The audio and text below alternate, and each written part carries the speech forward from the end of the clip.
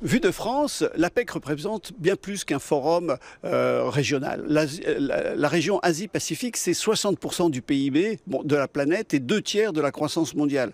Et cette zone est devenue le véritable moteur de la mondialisation. L'influence de l'APEC s'exerce à 3 niveaux. Première des choses, c'est au niveau économique.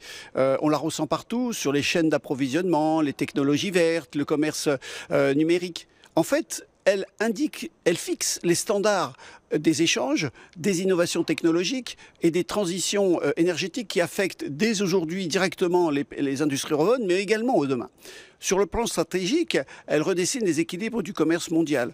Aujourd'hui, il faut bien se rendre compte que le centre de gravité économique n'est plus entre New York et Londres, mais quelque part entre Shanghai, Séoul et Sydney. Et puis au plan symbolique, elle illustre le basculement du centre de gravité économique mondial vers le Pacifique, où se joue désormais l'avenir du capitalisme productif et numérique.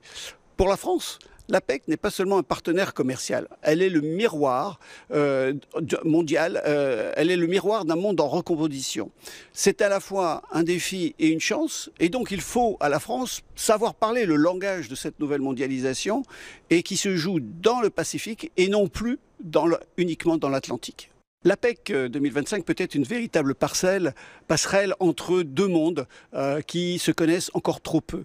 D'un côté, nous avons l'Asie-Pacifique qui est ultra dynamique et les espaces francophones du Pacifique Sud et de l'Afrique qui, elles, sont riches en ressources et en jeunesse. Et dans ce contexte, l'APEC 2025 peut devenir un symbole fort. C'est celui d'une mondialisation renouvelée, non plus dominée par un seul bloc, mais animée par la diversité et la coopération entre régions.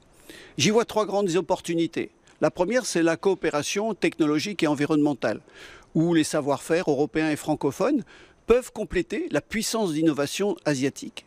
Il y a également aussi la connectivité économique.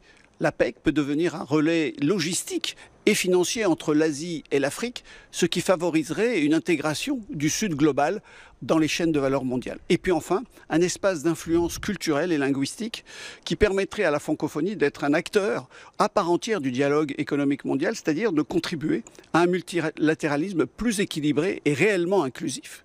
Donc du coup, l'APEC 2025 pourrait être un tournant, celui d'une mondialisation plus équilibrée, plus ouverte, où l'Asie et la francophonie marchent ensemble vers le futur.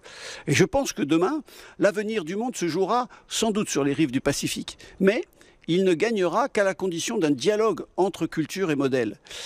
Car l'économie n'est pas une affaire uniquement de chiffres, mais aussi une affaire de liens. Et c'est cela peut-être le message fondamental de l'APEC, montrer que la croissance n'a de sens que si elle relie les peuples et pas seulement les marchés.